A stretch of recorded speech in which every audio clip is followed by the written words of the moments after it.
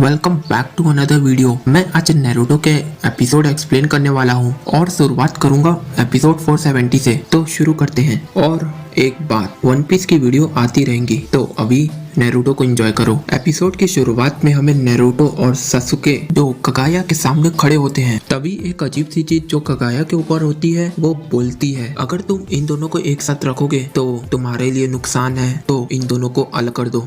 उसके बाद कगाया time space का यूज करती है, जिससे वो सासुके को अलग डायमेंशन में भेज देती है। अगले सीन में नारुतो कहता है, जैसा कि मैंने पहले कहा था, मैं सासुकी को सेंस नहीं कर पा रहा हूँ। फिर ककाशी कहता है, वहाँ की आइस को देखो। तभी हमें नारुतो का क्लोन फाइट करते हुए दिखाई देता है और उस आइस का इम्पैक्ट पड़ रहा है नारुतो पर, क्योंकि वो नेचर को कंट्रोल कर सकती है। तो उसने यहाँ नारुतो को जकड़ लिया है। यहाँ पे डायमेंशन से निकलती हुई दिखाई देती है कगाया। ओबिटो कहता है, तुमने कहा कि तुम सासुकी को सेंस नहीं कर पा रहे हो। नारुतो कहता है हाँ। फिर ओबिटो कहता है, इसका मतलब एक ही है कि वो किसी और डायमेंशन में है। ओबिटो कहता है, मैं पॉजिटिव हूँ और उसके टाइम स्पेस में एंटर कर सकता हूँ और इसके लिए मुझे टाइम चाहिए होगा, जिससे मैं उस चक्रम में पहुँच जाऊंगा। फिर नारुतो कहता है, मैं भी तुम्हारे साथ चलूंगा, जो मेरा क्लोन है वो तुम्हें टाइम देगा और मैं स्ट्रांग भी हूँ। ओबिटो कहता है, तुम्हारे क्लोन नहीं टिक पाएंगे कगाया के सामने। पीछे से साकुरा कहती है, मेरे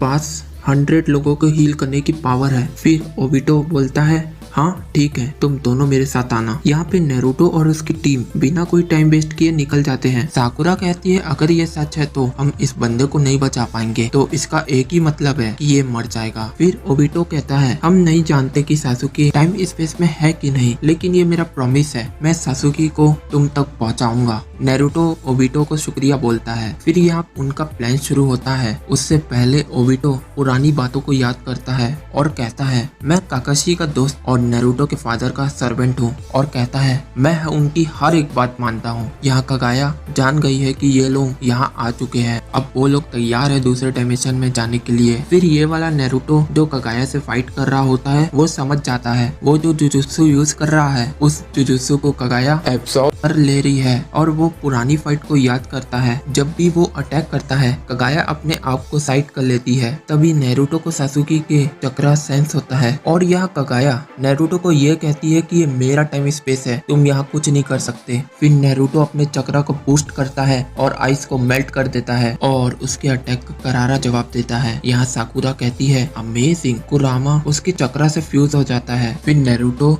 शैडो क्लोन जुजुत्सु अटैक करता है और यहाँ पे बहुत सारे नारुतो के क्लोन आ जाते हैं, पर कगाया को इससे कोई फर्क नहीं पड़ता कि उसके नारुतो के 100 से भी ज्यादा क्लोन अटैक करे।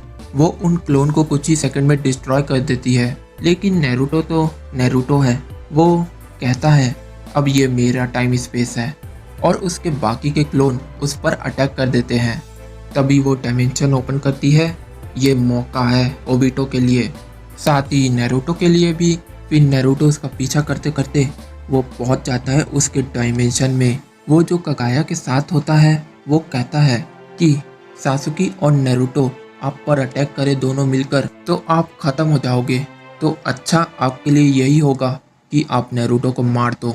इसके बाद कगाया कहती है, मैं उसे मार नहीं सकती क्योंकि मैं उन्हें एब्सॉर्ब करना चाहती हूँ। यहाँ कगाया समझ जाती है कि ये मेरे चक्रा के लिए ठीक नहीं है और नारुतो के ऊपर अटैक कर देती है। इधर तुम देखोगे कि ऐसा लगा कि नारुतो ने डॉज कर लिया है, लेकिन वो उसको लग जाता है और नारुतो का क्लोन खत्म हो जाता है और कगाया वहां से निकल जाती है। तभी यहाँ ओबिटो और साकुरा एंटर होते हैं डायमेंशन में। यहाँ साकुरा सोच रही होती है, मैंने हमेशा नारुतो की जान खतरे में डाली और कई बार तो ऐसा हुआ कि नारुतो मरते मरते बचा, और कहती है इस बार चाहे कुछ भी हो जाए मैं नहीं मरूंगी। अगले सीन में कगाया डायमेंशन से निकलती है और उसके सामने कगाशी खड़ा होता है। यहाँ उनका प्लान आगे बढ़ रहा होता है और वो लोग एंटर हो जाते हैं डायमेंशन में, और नारुतो कगाया का ध्यान बटाता है, जिसकी वजह से ओबिटो और साकुरा उनके बारे में कुछ भी पता नहीं चलता कगाया को। अब यहाँ बैटल का समय और भी बढ़ गया है। फिर यहाँ ओबिटो कहता है कि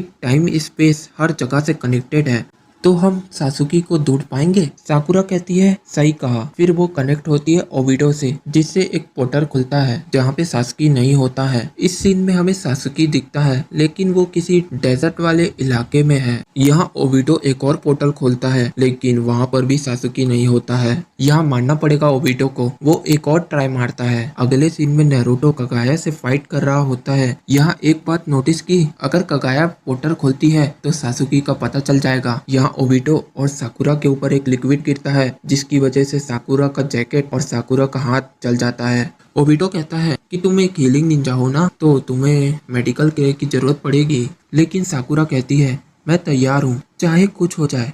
आखिर ये नारुतो की वजह से एक रास्ता मिला है, इसे वेस्ट नहीं होने देना है। फिर ओबिटो कहता है चलो शुरू करते हैं। फिर एक ऐसा पोर्टल खुलता है जहाँ पे सासुकी दिख जाता है और वो भी पोर्टर को देख लेता है। उसके बाद सासुकी पोर्टर की तरफ बढ़ता है, तभी वो बंद हो जाता है। पर ट्विस्ट ये है कि सासुकी पोर्टर से निकल जाता है और वो उन लोगों के पास पहुंच जाता है। ओबिटो पूछता है तुम कैसे किया तुमने ये सब? फिर सासुकी कहता है ये मेरी तो वन ऑफ द एबिलिटीज में आती है जो स्पेस में डिस्टेंस कवर कर सकती है। और यहाँ सासुकी कहता है ये आखिरकार मैं यहाँ पहुँच गया, तुम लोगों का बहुत शुक्रिया। इसके साथ एपिसोड यहाँ पे खत्म होता है।